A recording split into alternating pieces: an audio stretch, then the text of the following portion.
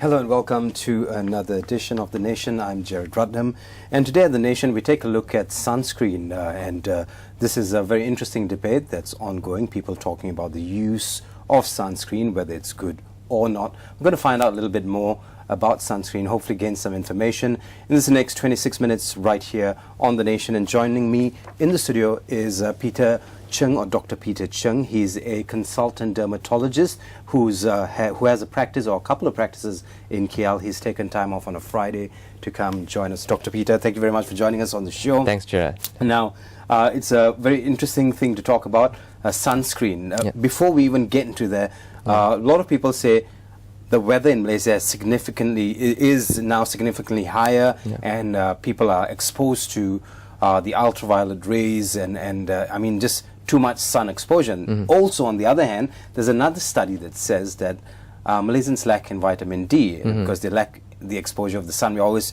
from aircon to aircon from home, get into the car, aircon, get into the office, aircon, so we're not getting any sun exposure, so to speak. What are your thoughts on all this? Yeah, we always look at benefit versus risk of sun exposure, and in this case the risk outweighs the benefit of getting sun exposed. Of course, we know that we can get vitamin D from sun exposure, but we can also get vitamin D adequately from food, as well as from supplements. Right. So there's no reason why we should go under the sun just for vitamin D. Plus, there's actually no way that we can fully protect ourselves from ultraviolet. We advise our patients, we educate our patients, but somehow you will still have your hands, which is still exposed, your legs, which is still exposed, So there's no way you can fully protect. So don't have to purposely go under the sun, especially in the afternoon, just to get vitamin D. If you look at some complementary practitioners, complementary medicine practitioners, they talk about sunscreen and say, they say it's bad for you. They say, oh no, you need to up your intake of supplements, which they sell to you, of course. And then they say you should be exposed to the sun. The hotter, the better. If it's 12 noon, the better.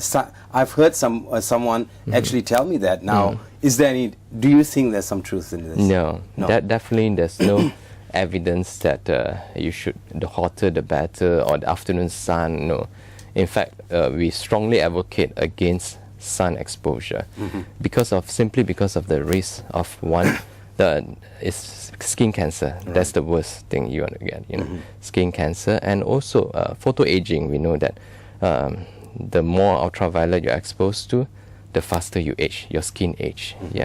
Now, for a while before, or some time ago, we were talking about deodorants and how bad it is for us. So they've then come up with different deodorants. Now they also have water-based deodorants. Now the same thing is happening for sunscreen. But before we talk about that, sunscreen itself. What is sunscreen? Okay, sunscreen is basically a screen, a cream, or a solution to protect you against ultraviolet B, against ultraviolet A. We know that there are two types of ultraviolet which is harmful, ultraviolet B and ultraviolet A. And sunscreen is used to protect against this ultraviolet. But I always tell my patient, sunscreen is not the best protection. The best protection is avoidance. The best protection is avoidance. Avoidance. But if you're a beach person and you're out in the sun all day, you can't avoid these things. I have to advise them to change their lifestyle a bit. Or if they really need to go very early or go late. Not during the afternoon. So you have written some interesting articles. This is in Natural and Beauty. Okay, so here is something extensive on sunscreen, and also what is sunscreen. It's a breakdown. He starts with what is SPF. We're just going to go through your article. Sure. So when you talk about sunscreen, you naturally talk about SPF. What is an SPF? So everyone knows about SPF. SPF is sun protection factor. So what it means is, when you apply the sunblock, how much can the sunblock protect you against ultraviolet B? It's a ratio of how much protection is against ultraviolet B. But not many people know about ultraviolet A. How do we quantify the protection against ultraviolet A? There's actually, if you look at your sunblock, you'll be written there PA. there's this short form PA there. But anything more than 1+ is really good enough to protect against ultraviolet A. So there are PA 1+, PA 2+, 3+, you know. So how can you differentiate between ultraviolet A and B? How do we know we're being exposed to, if you're being equally exposed to both or just one? Yeah, we definitely, the sun has both ultraviolet A and ultraviolet B. And in order to remember, I always tell my patient, B stands for burn. Right. So ultraviolet B can cause burn. A stands for aging. Right. Ultraviolet A cause aging. But both ultraviolet B and ultraviolet A can cause skin cancer. Right. Yeah. Now, as a dermatologist, I'm sure if you go on social media, you see a lot of people talking about this, and there are people who are for this, people who are against this, and it clearly looks like that you're a person who is on the side of sunscreen. Yeah. Now, you've been a consultant dermatologist for the longest time. Why do you say it is good or it helps? Of course, like I first said, it is not the best protection. First is avoidance. Second is wearing all the shield, you know. For example, long sleeve shirt, your broad brim hat, looking for shades under the tree and whatever, and avoid those swimming pool area because of the reflection from the water, from the sand, you know. So these are the best method. But as a baseline, sunblock is something that you can apply that will help to protect against all this ultraviolet B and ultraviolet A. There's also articles that talk about women who've used sunblock on beaches and then end up having blotches on their skin. What does this do to? Yeah, it is possible because sunscreen, actually, there are two components. One we call a chemical block, and the other one we call it a physical block. Chemical blocks are chemicals where once they absorb the ultraviolet B or ultraviolet A, they will be oxidized and protect the skin against the absorption. Whereas physical blocker is something that you cover on it. For example, things like titanium dioxide, iron oxide, all these is as if you're wearing a protection over it, a shirt, a ultraviolet proof shirt on it, you know, to protect against it. So for chemical, any chemical, there is possibility that the patient may be allergic to the sunblock as well. There are some chemicals which can cause allergy more often than the rest. So we know of some chemicals to avoid in sunblock. Right. Yeah. So going back to sunblock or SPF, there are different numbers in SPF. Is a higher number better than a lower number? Actually, when the SPF is SPF 30, 30, you already protect yourself against 97% of the ultraviolet B. Whereas SPF 50 just increased by another 1%. So the numbers is really insignificant. But at least... But why are we selling it by numbers then if it's insignificant? Because, you know, I mean, when we go to a shop and look for something off the shelf, we somehow become a bit kiasu. 100 must be better than 30, better by 100. It's to me, it's all marketing. The numbers. It's just marketing. Yeah. So 100, 150 doesn't... it's insignificant as compared to 30. So I always tell my patient, you choose something more than 30, it's good enough. Right. So if people go for the higher sunblocks or the higher SPFs, they used to say, if you're doing outdoor sports, if you're a triathlete, you do this, you need to have a higher SPF. So that is really makes no sense. Yeah, make no sense. Yeah. Right. So SPF 30 is more than what you need. It's more than what you need. Correct. Okay. Now with that, can sunscreen be applied to both the face and the body, or are there different types? Yeah. So for face, because it's a bit, our face has a lot of this oil gland on it. So anything that you apply on the face, you try not to block the pores. For example, I always tell my patient, look for this word called non-comedogenic. So anything that you want to apply on your face, make sure it's non-comedogenic. Right. So same as whether sunblock. It's moisturizer, whether it's moisturizer, whether it's sunblock, just make sure it's non-comedogenic. Comedones means pores, black pores, white pores. Right. So non-comedogenic means something that will not block the pores.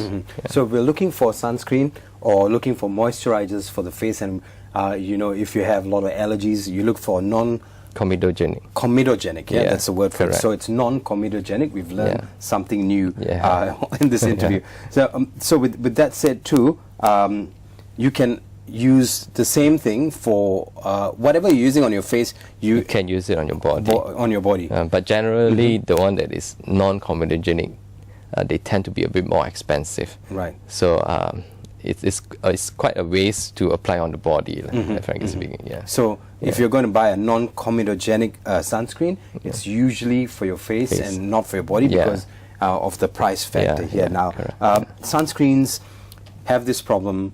I have sensitive skin, and you know that. Yeah. And with sensitive skin, there's only so much you can use. You always go back to non-fragrant, non-this, non-that.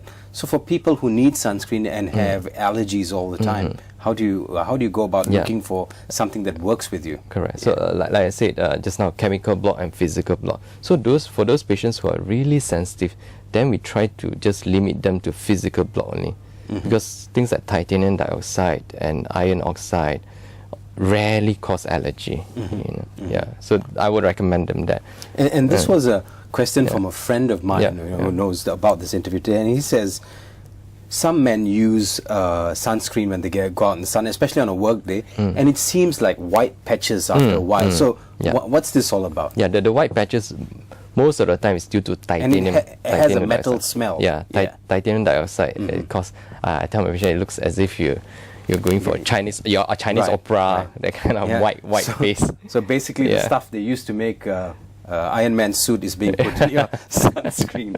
So you have the Chinese opera face, and this is very apparent with people with darker skin like me. And my friend asked me this because he feels like it's a problem.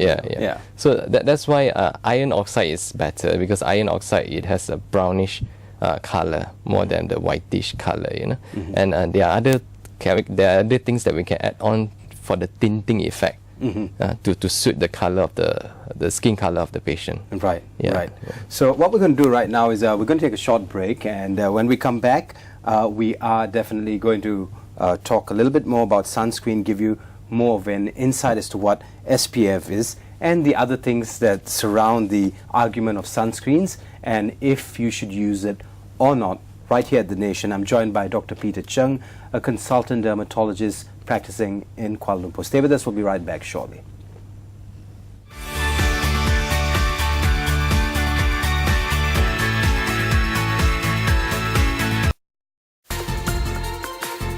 Gain insights from the people with the capacity to translate vision into reality. Interviews with corporate leaders at 8:30 p.m. Monday, only on BNC.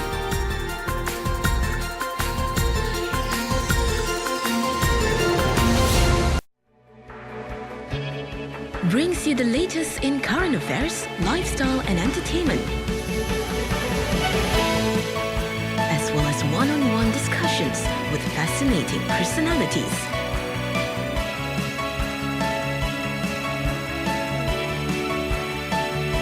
Only on Bernama News Channel.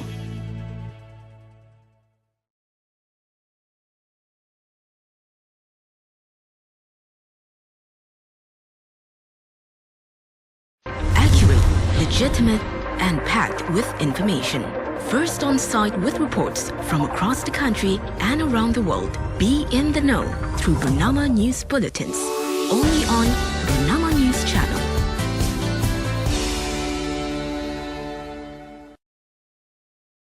Apakah itu pengurusan strata?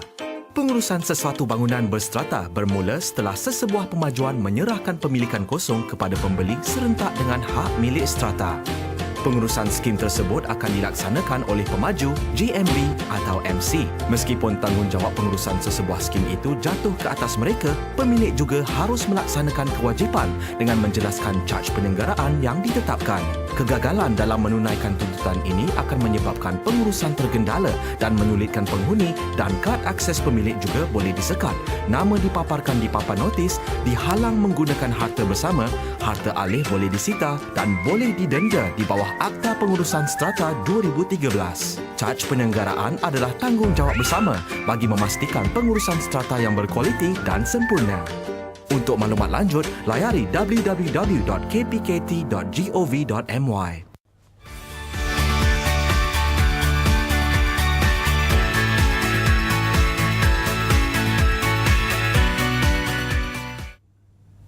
Hello Malaysia and welcome back to The Nation. I'm Jared Ratnam and we're currently talking about sunscreens. We're joined by Dr. Peter Chung, a consultant dermatologist within Kuala Lumpur, who's joining us here today. We did talk about UVA, UVB. We're going to walk you through that once again very quickly before we move on. So UVA, UVB, ultraviolet A and ultraviolet B. What is that? B is for burn. B is for burn. Yeah. A is for aging. Yeah. But both of them also can cause skin cancer. Right. So at any time, any one time, if you're out in the sun, you're exposed to UVA and UVB. Now, if you're going to get yourself a cream, something to use on the face, especially those of us who have facial problems or allergy problems within our face, you need to look for creams that are non-comedogenic, which simply means... Which simply means that it doesn't block the pores. It doesn't cause comedones. Pores, black pores, white pores. So this is a rule of thumb, especially if it's a moisturizer or sunscreen or anything that's going on your face, anything you buy at all going on your face, it has to be non-comedogenic. Now, with SPF and sunscreens and all we're talking about, there are newfangled stuff coming into the market. Now we have sunscreen sprays, water-based sunscreens. Are all this helping in making the usage of sunscreen a little better? So when it's not something new, it has been in the market for some time. Things like spray, even oral sunblock. For spray, there is a risk that you may inhale those chemicals into your lungs, and so we don't have a safety data on that. So even US FDA doesn't recommend spraying the sunblock onto your face, because the risk of inhalation. And as for oral sunblock, being a physician, to me, skin is something that's outer, at the outer side. So you want something that covers it from outside. If you take something, it goes through your tummy, absorbed by your blood system, and goes through your blood and goes through your liver and kidney. Finally, only it reaches the skin. So there's I'm always afraid of the potential side effect of all these oral things. So you are very much extol the use of topical based stuff. Safe, it's safe, and because it's something that you want to use it every day. So it must be something that you like to use, and it must be something that's harmless. Right. So it has to be something harmless. Now you talk about inhalation of sprays. In America, they ban a lot of stuff. Well, what's being sold in Australia is not being sold in America because they say there's nanoparticles in mineral sunscreens. Now, what do they mean when they say these things? Nanoparticles just means that the particles of the sunblock is really, really fine, but it's still unproven claim that it will cause any harm to the skin, to the human body. So to me, it's still unproven, the claim of all this side effect. So I would still recommend my patients not all this nanoparticle sunblock, but just the usual particle. It's not going to cause harm to your skin or to your body. So with this sunscreen being sold in the market now, I guess the other thing to talk about is we using it as Malaysians. We live in a highly humid country, okay, and then you talked about putting it on and looking like an opera singer, a Chinese opera singer, like men especially. For women it's not a problem because they have makeup on, but for men it is by and large a problem. It looks blotchy and white.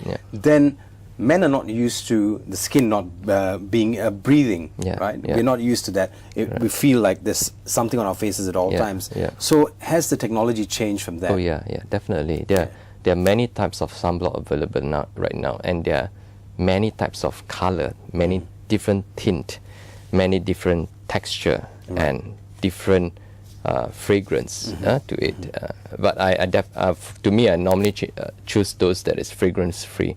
But it is not something that's smelly and that you don't like to use. So most importantly, it's something that you like to use. Right.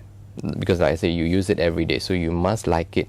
Then you use it every morning, every afternoon. But what about people with, and you're a specialist when it comes to eczema, psoriasis, the bulk of your study is based on stuff like this. What about people who are having problems like these? How do they turn to sunblock for help? Oh yeah, I mean things like eczema, psoriasis, their skin is also dry, right? So there's no problem at all putting on sunblock. But eczema, yes, there are some patients who may be sensitive to certain sunblock.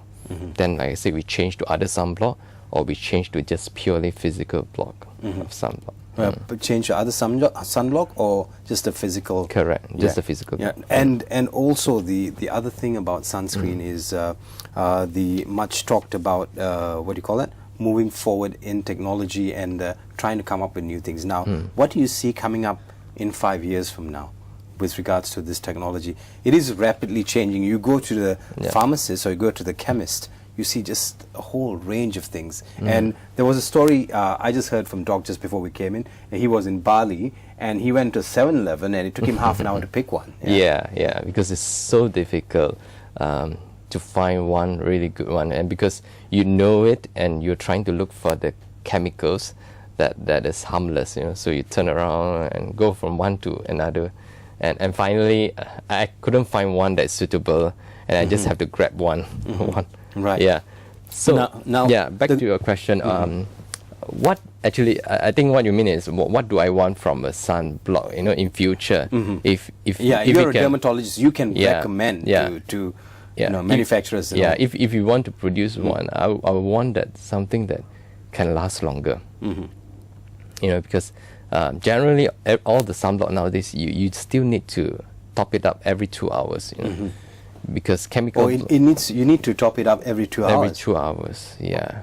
Okay. Yeah, because the chemical block once it's exposed to ultraviolet BA, it will get oxidized. Right. So it can only last for 2 hours. So you have to top it up again. Now, I'm going to use myself as an example here. And when we talk about sunblocks, when you put it on, you feel like, and take it off, you feel like your face burns a little bit or smarts a little bit. Is that a common thing? No, it shouldn't. It shouldn't. It shouldn't, unless because if patients have eczema, then anything they put on the face, they'll feel raw. Right. Even water. If they just wash their face, they'll feel raw sensation there for patient eczema. Otherwise, for intact skin, it shouldn't. You shouldn't feel the burning sensation. Right. Yeah. Right. Now with brands, there's so many brands in the market that are the high quality, very expensive brands. And then you go to your normal chemist, you can get the cheaper brands. Does it make a difference? Yeah. So as long as they fulfill the criteria that I mentioned, I don't look at the brand. Yeah. You do not look at the brand? I do not look at the brand. I look at the ingredient, I look at the protection, and that's it. Yeah. The ingredients and the protection, that's what you're looking for. Yeah. So the brand really doesn't matter.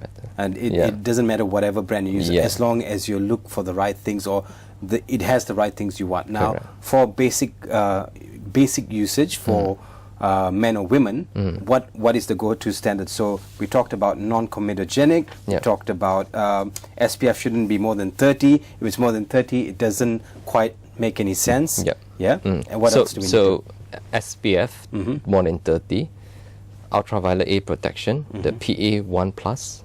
Is good, PA1+, you see the 1+ sign there. It's a plus symbol there. If it's on the face, non-comedogenic. And if you plan to do water sports activity, then water resistant, either 40 minutes or 80 minutes. 40 minutes or 80 minutes. You will return there either 40 minutes or 80 minutes. So once you're on a sunscreen program or you're using sunscreen, do you need to use a special cleanser especially for your face? So generally, if non-comedogenic ones, you can easily wash it away.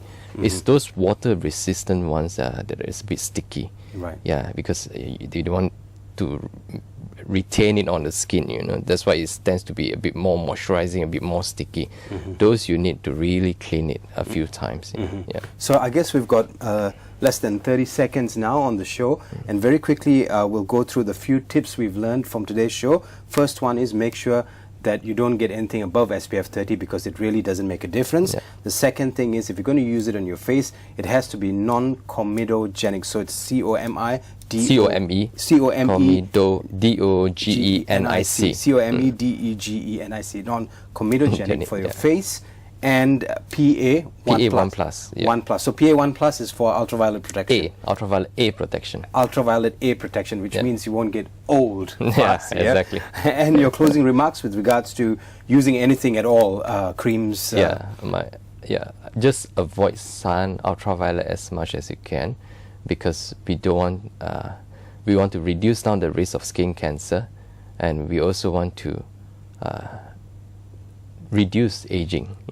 Try to lengthen aging. We want to age gracefully. Right. Yeah. Right. See, no one knows that he's 60 years old already. He still looks young. On that note, we'd like to thank Dr. Peter. Thanks, Gerard. Thank you so much for joining us. Yeah. Dr. Peter Chung, who's a consultant dermatologist within Kuala Lumpur, who's come in on a busy Friday to help us talk about or find out a little bit more about sunscreens and SPF. Thank you very much for joining us.